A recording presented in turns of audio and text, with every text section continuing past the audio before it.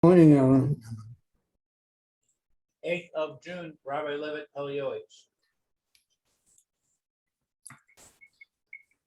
Okay. So we start with looks like we're going to start with a new topic today. The topic is Yitaron.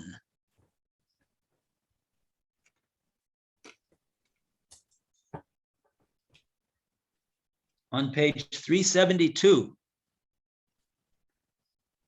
Yitaron.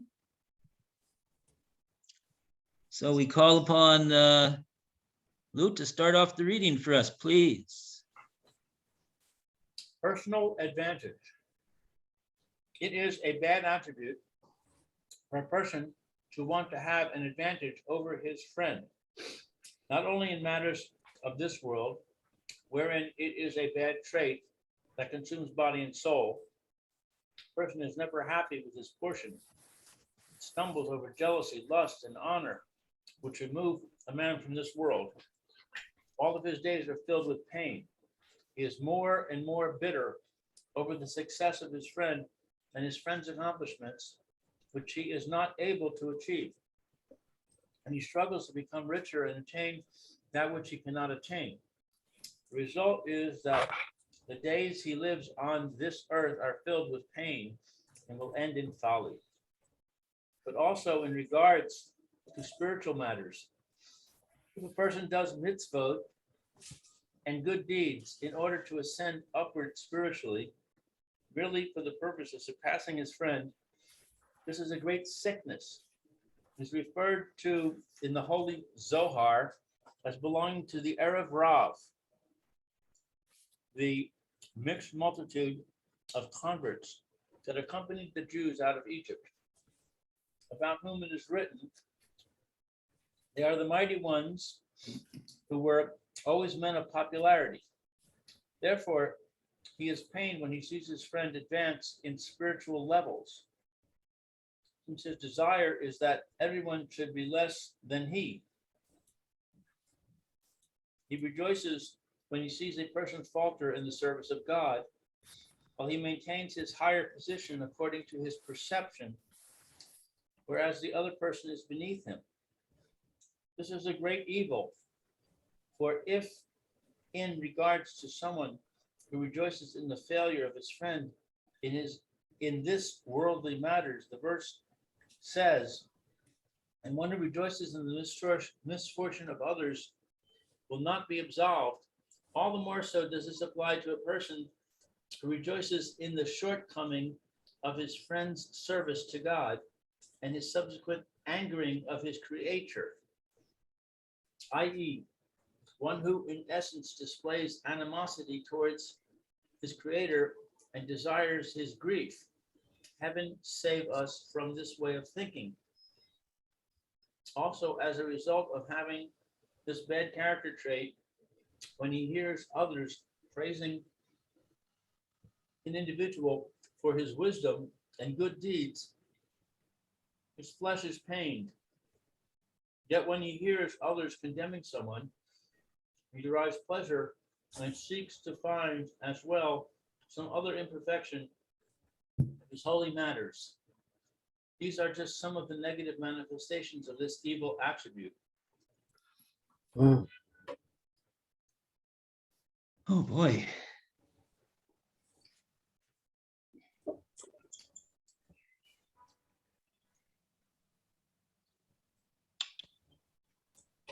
So I'm troubled by this reference to the Erev Rav. Yeah. These people, my understanding is Moshe Rabbeinu wanted to bring these people along because he wanted to be Makar of them. It seems to me we should not have a negative attitude towards them.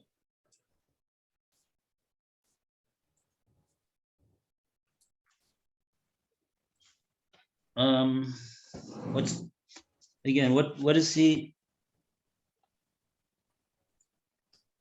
Oh, he's saying that this person who is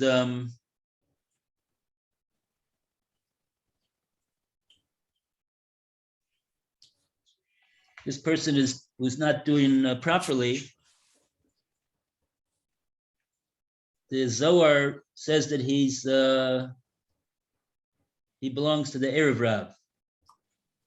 Right.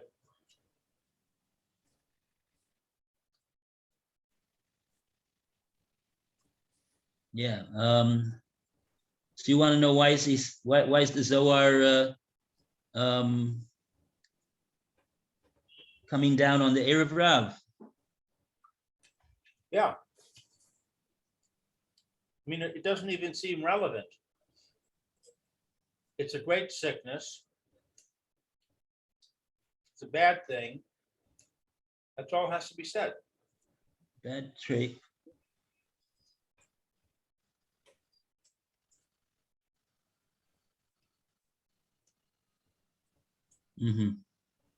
Okay. Not going to get into a whole discussion about who the Erev Rav was and what they did in the Midbar. So we'll just leave it at that. But if you take a look at the various sources, you'll see that the Erev Rav was responsible for a lot of averas in the course of the history of Klal Yisrael in the Midbar. So they don't have a good name. That's true. And there's very, very good reason for it. And here he's the Pele Yoetz is even connecting this midah that we're talking about over here, about this person that the Zohar says that the person that has a midah like this is it belongs to the Erev Rav. So he's trying to he's showing you the lowliness of this midah.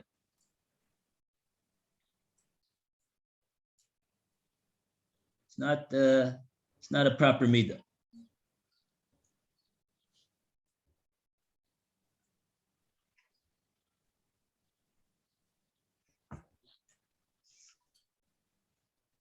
Okay, so I want to know something, please. It's got the very first sentence.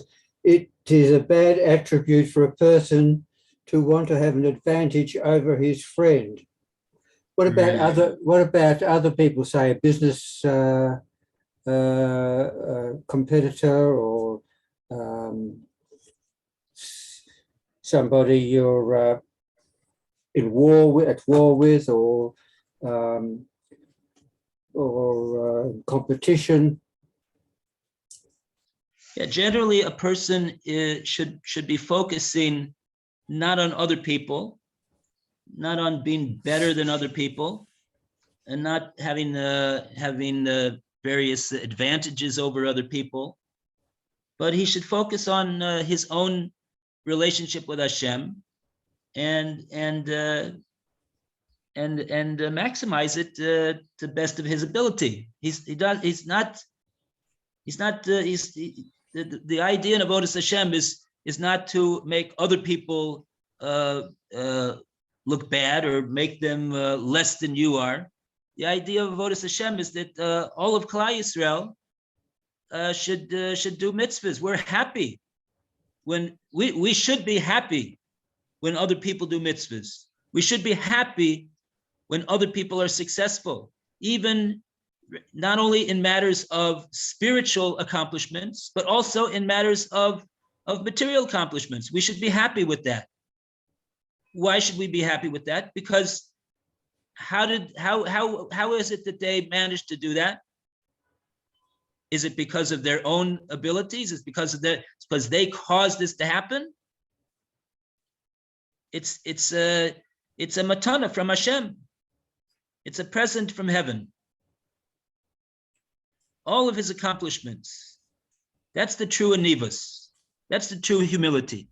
As much as a person has accomplished, he attributes his accomplishments to the fact that Hashem has bestowed upon him these blessings. So if that is so, that Hashem has bestowed upon all of us his blessings, so if we're going to be jealous or angry or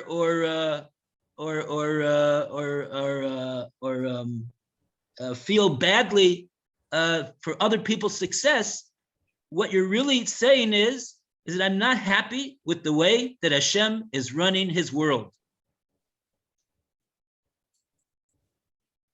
That's a very bad midah. Mhm.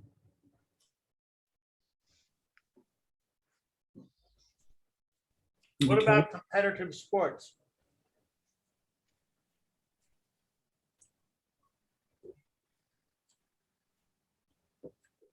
What about it? What's the question? Well, in competitive sports, you want to be better than your friend. Yeah. The whole point of this of the activity is to win. Go for the gold. Right.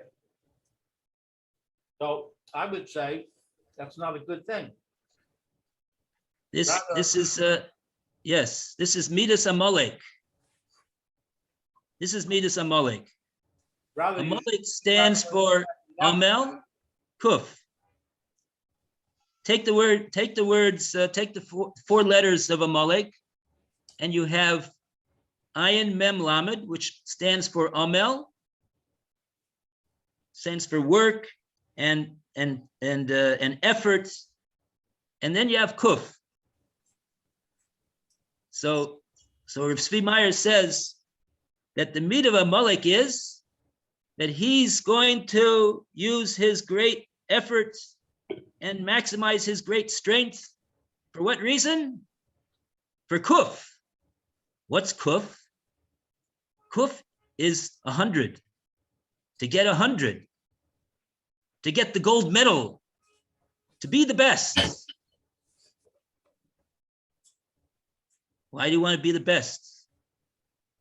What's the purpose of being the best? There's some advantage to that.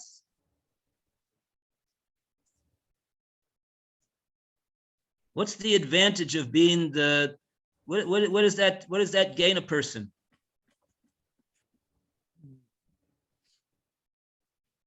That's in material matters. What about spiritual matters? It's also an incorrect midah, as we've explained.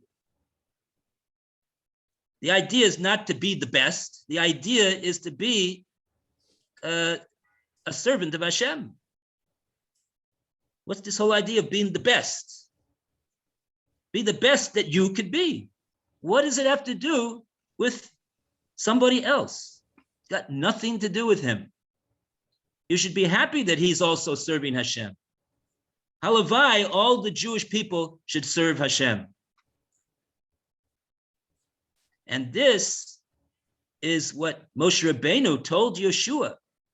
When Yeshua came running to Moshe Rabbeinu and he said that Eldad and Medad, they're saying prophecy in the camp. They're prophesying that Hashem told them that my master, it's talking about Moshe Rabbeinu, is going to die in the Midbar, and I'm going to lead the Jewish people into Eretz Yisrael.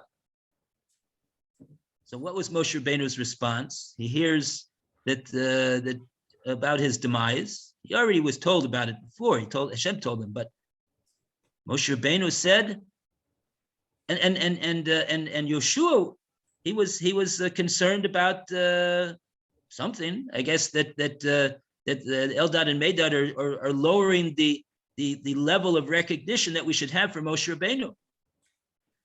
And Moshe Rabbeinu said to Yeshua, he said, Halavai, that not only Eldad and Medad should rise to the level of being prophets, that Hashem communicates with them, but all the Jewish people should be like that also.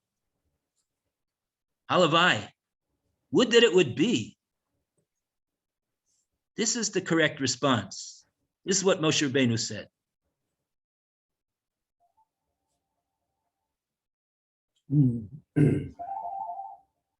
as it says in Pirkei Avos, jealousy,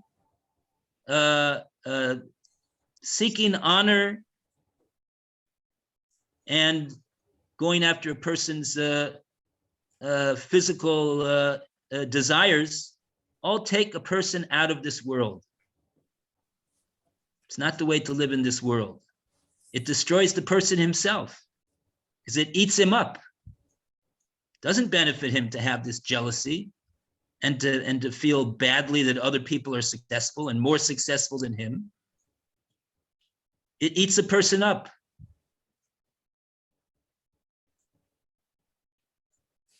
Jealousy. It's not a good midah.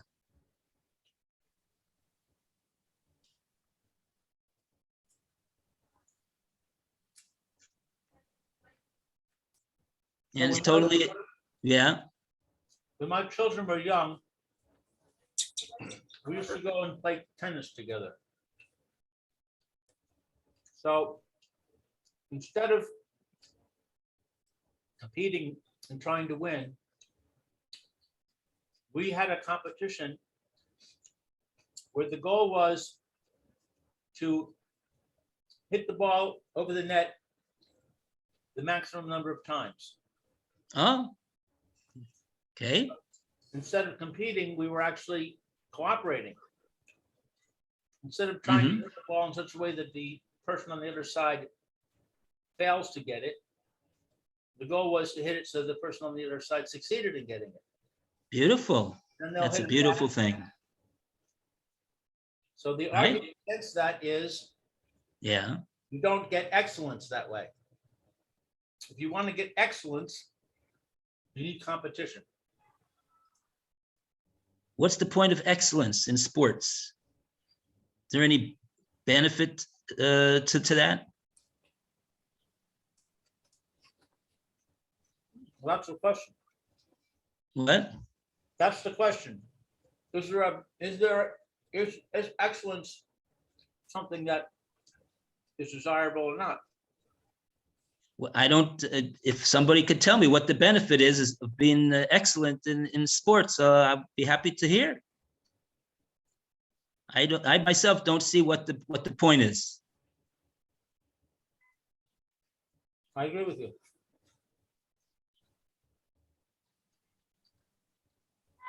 It's really it comes from the Greeks, the Olympics. Go for the gold. Right. Be better than everybody else. It's not it doesn't come from the Torah. It has no purpose, and it could be destructive.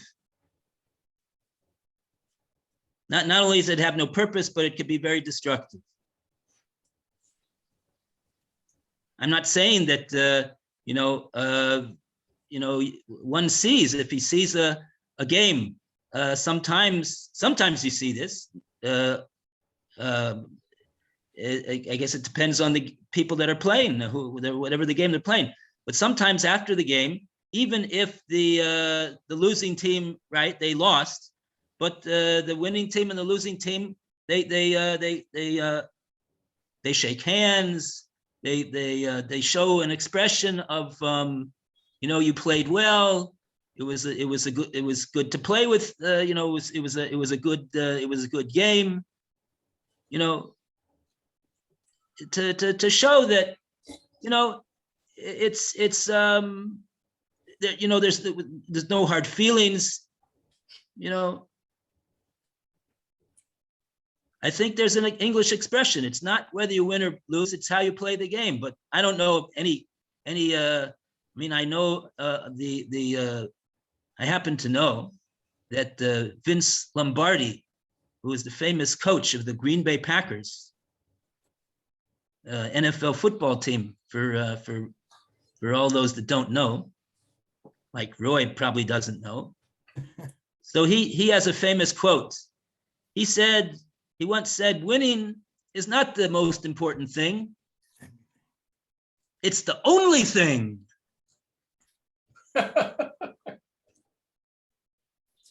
Midas Amalek. Midas Amalek.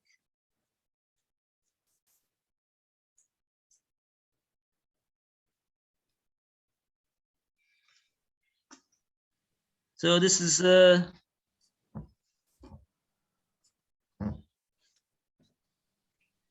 now, even though we do know that we do have a chazal, he may bring it over here, I don't know, but we do have a chazal that says Kinas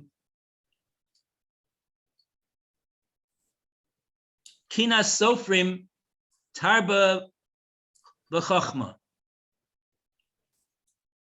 Literally, what does it mean? The kina. Kina, what's kina? Kina is jealousy. The jealousy of scholars that one has for another increases wisdom. Now, we have to know what that means. We just got through saying that jealousy is not a good thing. Kina is one of the things that it says in Pirkei Avos is Motzin es Adam min ha'olam, takes a person out of this world. Like Korach, he had jealousy for the kahuna. He wanted to be a Kohen Gadol.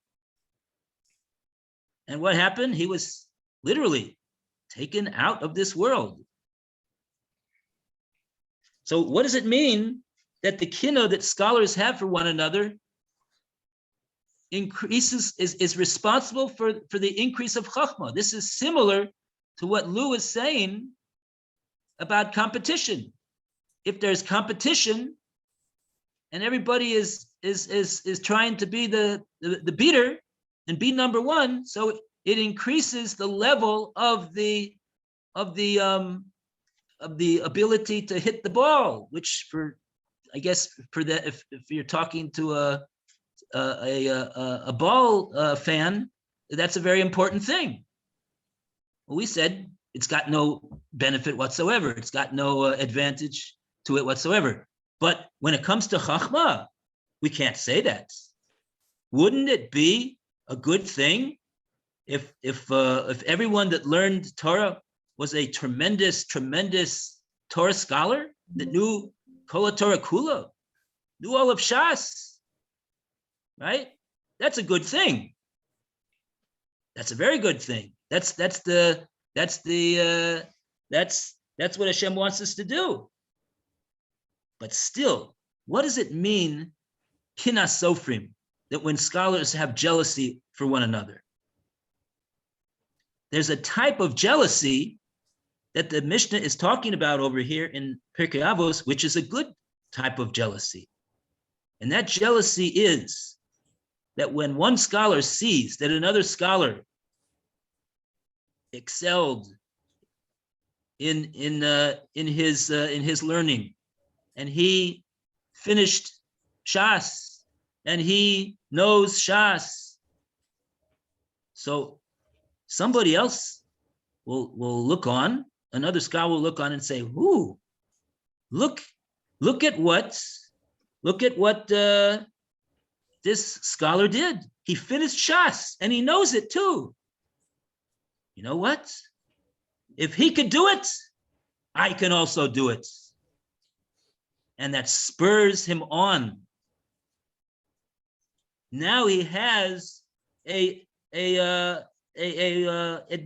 a shalol lishma reason to excel more than he has up until now, because he also wants to do what this Torah scholar finished and accomplished. Okay, but he's not angry that this other scholar finished Shas. He's not upset about that. He doesn't want that he should not know all of Shas. He's happy that he knows Shas, and he says that's a great thing. And if he could do it, that shows it indicates to me that it could be done, and I'm going to try to do that too. Well, that's a great thing. That's a great thing. If that's what a person needs to get the push to exert himself to his fullest and immerse himself to a greater extent and achieve this accomplishment of increasing his level of chachma, which we say is an absolute good thing, It's an absolute good thing. That's what Hashem wants. Hashem wants that all of Klal Yisrael should be. This is what we say in the Rosh Hashanah, not Rosh Hashanah, Rosh Chodesh. Chaverim Kol Yisrael. You know what Chaverim means? It means like what the Gemara says. A Chaver is someone who is a Talmud Chacham. And if you have a friend who is a Talmud Chacham, that's a real friend. They are the best friends. But what makes them Chaverim is that they are Talmidei Chachamim.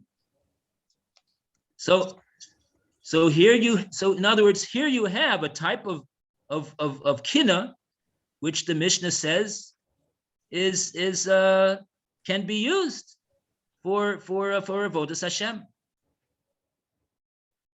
The midah of kina can be used for avodas Hashem if it's used in a way which doesn't cause all of the deleterious effects that kina generally causes.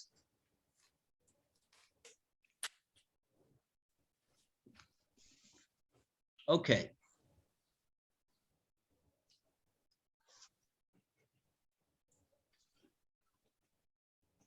All right, here we go.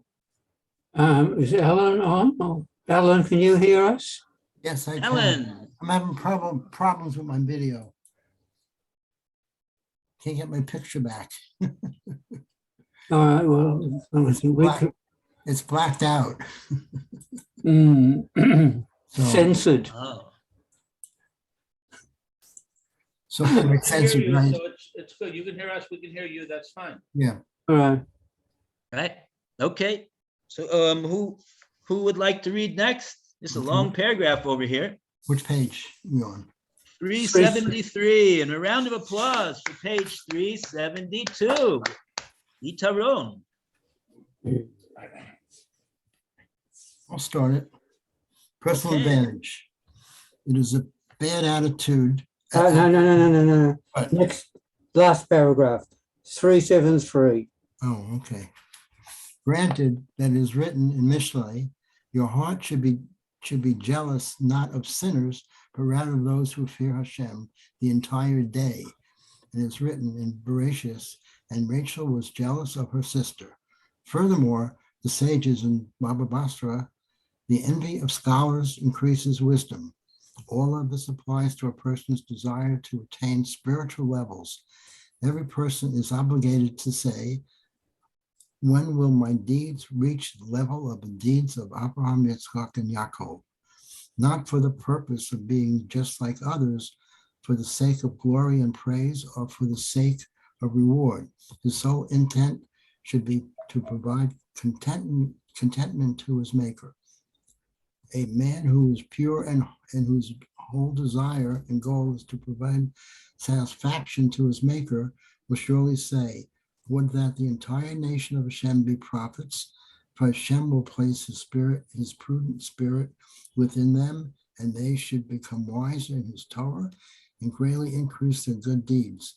If I am not worthy because my sins withhold good from me, and they are like a barrier that separates between myself and my Father in heaven, heaven forbid, at least there should be others who provide contentment to my Father in heaven, and in any event, the good will come. It is proper before Hashem that my friend be given more than to me, according to his deeds or the incredible design of the omniscient one. How much more so is it proper before me? Rather, I must strive with all my power to provide satisfaction to my maker with every opportunity that comes my way, and he will do that which is right in his eyes. How much more so does this apply to matters of this world, where any advantage is vanity and the vexation of spirit? What advantage is there to a man in everything wherein he toils to achieve riches or honor? Vanity of vanities, everything is vanity for someone who has even a small part of a brain in his head. In truth, as sages remarked, who is a rich man? A man who is satisfied with his portion is a rich man, His heart is always good. His relations with other people are always with more love and affection. Fortunate is he in this world, and he would be good for him in the world to come.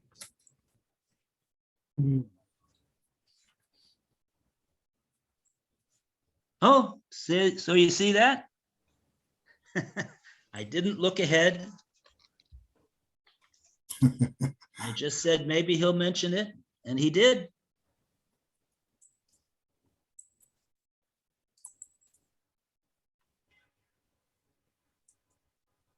So that's the Gemara in Baba Basra. Kina Sofrim Tar B'Chachma.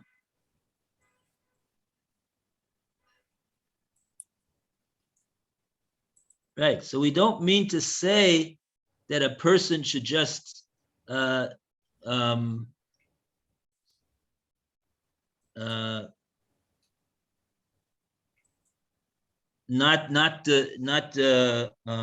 give 100% effort in his avodas Hashem.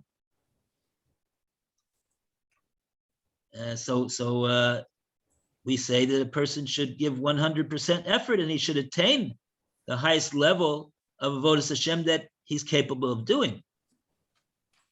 And even to look at the accomplishments of others, if that will help him, if it will help him to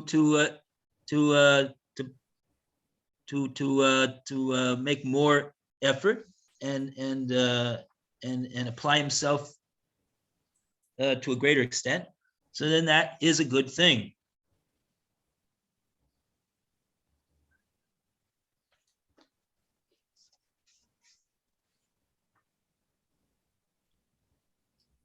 But at the end, he says that he brings the Pirkei Avos also. Who is a rich man? A man who is satisfied with his portion. So what does that mean? That means that with what he has right now, materially, even spiritually, he should feel that is gewaldic and amazing. Tov ma'od. Very, very good. Look at all the Torah that he's learned. Look at all the mitzvahs that he's done.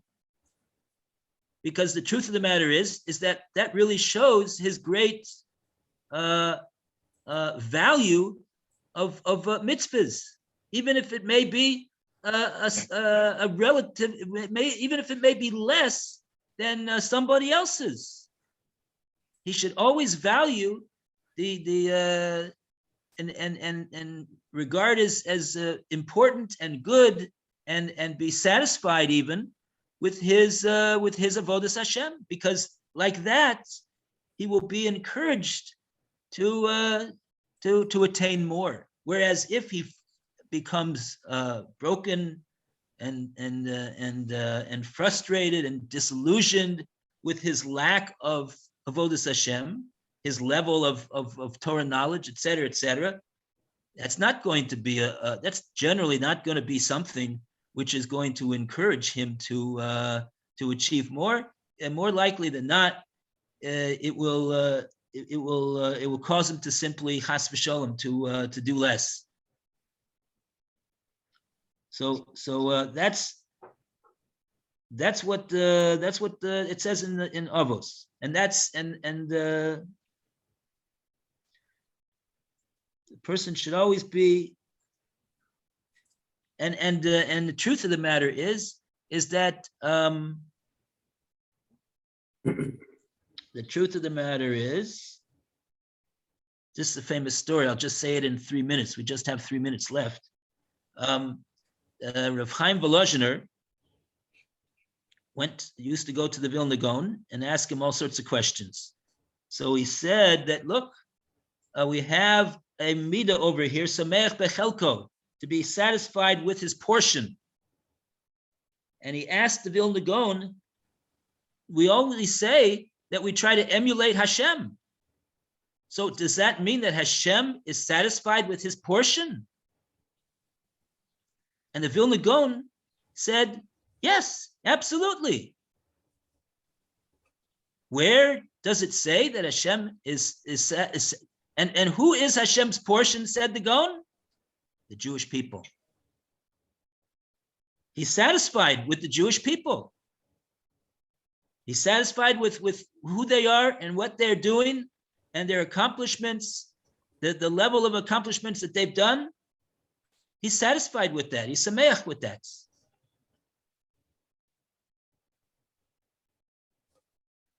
And so therefore we should also, if Hashem is satisfied with us, we should also be satisfied. Okay. Oh, it only took 1 minute. Mhm. Okay. Alan, are you still there? Still here, yeah. Okay. Very good. Baruch Hashem. Okay, so we'll hold it for now. We finished this entry of Yitaron, and we'll be back Bez Hashem with Bava Kama.